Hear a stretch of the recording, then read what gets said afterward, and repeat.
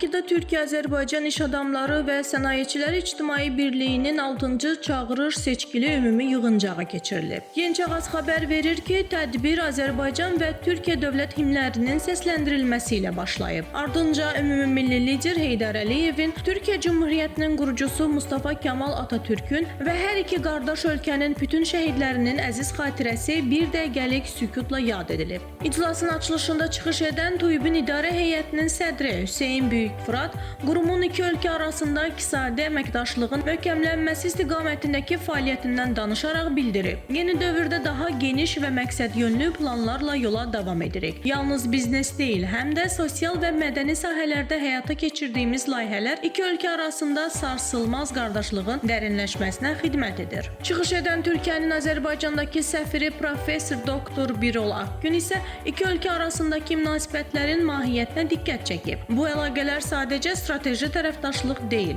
əsrlərlə formalaşan tarixə, ortaq mədəniyyətə və könül birliyinə əsaslanan qardaşlıqdır. İş dünyasında belə təşəbbüslər bu münasibətlərin canlı təcəssümüdür. Azərbaycan İqtisadiyyat Nazirinin birinci müavini Elnur Əliyev isə çıxışında vurğulayıb ki, iki tərəfli əməkdaşlıq sistemli şəkildə inkişaf edir. İqtisadi əlaqələrimiz yüksələn xəttlə davam edir. Qarşılıqlı fəaliyyət platformaları bu prosesi daha da dinamik edir. Türkiyənin Ticarət Nazirinin müavini Mahmud Gürcan isə tədbirin mahiyyətini belə ifadə edib. Bugün bu arada bir araya gəlməyimiz Azərbaycan güclü olarsa Türkiyə, Türkiyə güclü olarsa Azərbaycan güclü olar fəlsəfəsinə inanmamızın göstəricisidir.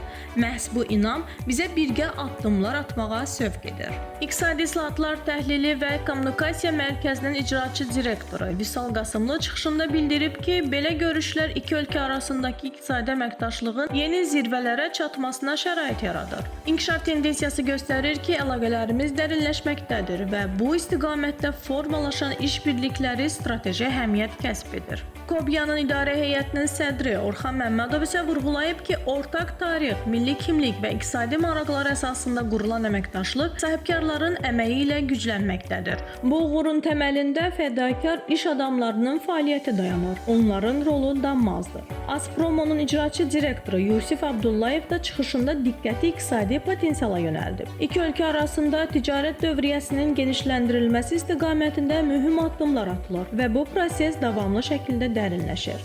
Xatırladaq ki, rəsmi çıxışlardan sonra 6-cı çağırış seçkili ümumi yığıncağa start verilib və yeni idarə heyətinin seçkiləri keçirilib. Üzvlərin yekdil qərarı ilə formalaşdırılan heyətdə Hüseyn Böyükfırat yenidən TÜİBin İdarə Heyətinin sədri seçilib. Qeyd edək ki, tədbir qarşılıqlı fikir mübadiləsi və xatirə fotosu ilə yekunlaşıb.